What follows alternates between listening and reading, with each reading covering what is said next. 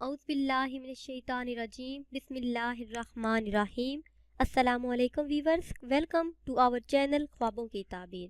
Viewers, آج ہم آپ کو بتائیں گے کہ خواب میں لیمو دیکھنے کی کیا تعبیر ہے۔ خواب میں لیمو دیکھنا تکلیف اٹھانے کے برابر ہے۔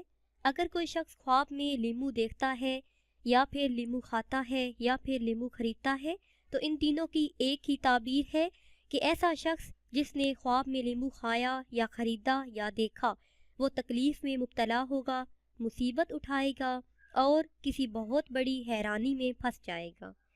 ویورز، اب آپ کو بتاتے ہیں کہ خواب میں لہسن کھانے کی کیا تعبیر ہے۔ خواب میں لہسن کھانا، لہسن دیکھنا یا پھر لہسن خریدنا، ان سب کی ایک ہی تعبیر ہے۔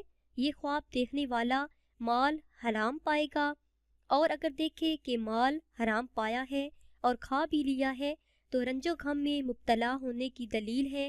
ایسا شخص رنج و غم سے دوچار ہوگا، مصیبتیں اٹھائے گا جس نے یہ خواب دیکھا ہے، یعنی خواب میں لہسن کھایا ہے، دیکھا ہے یا پھر لہسن خریدا ہے۔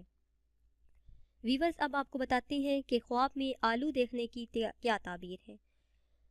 اگر دیکھے کہ آلو سرخ رنگ کا ہے تو یہ خواب مال و دولت حاصل ہونے کی دلیل ہے۔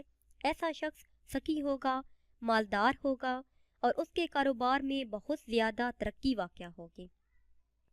اور اگر دیکھے کہ آلو سیاہ ہے تو سیاہ آلو دیکھنے کی بھی یہی تعبیر ہے کہ مال و دولت بے حساب پانے کی دلیل ہے، کاروبار میں ترقی ہوگی اور ایسا شخص جس نے یہ خواب دیکھا وہ نعمت بے حساب پائے گا۔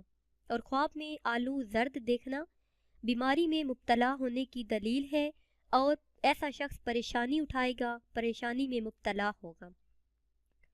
اور خواب میں آلو کھاتے دیکھنا، اگر دیکھے کہ آلو خود کھا رہا ہے یا پھر کوئی اور کھا رہا ہے یا پھر کسی کو کھاتے ہوئے دیکھا ہے یا پھر کوئی کھا چکا ہے تو یہ خواب باعث آسائش ہے، مال و دولت ہاتھ آنے کی دلیل ہے، یعنی ایسا شخص جس نے یہ خواب دیکھا وہ بہت زیادہ دولت کمائے گا، نعمت بے حساب پائے گا اور اس کی زندگی آسائشوں میں گزرے گی اور اس کی زندگی میں بے حد آرام ہوگا جس نے یہ خواب دیکھا۔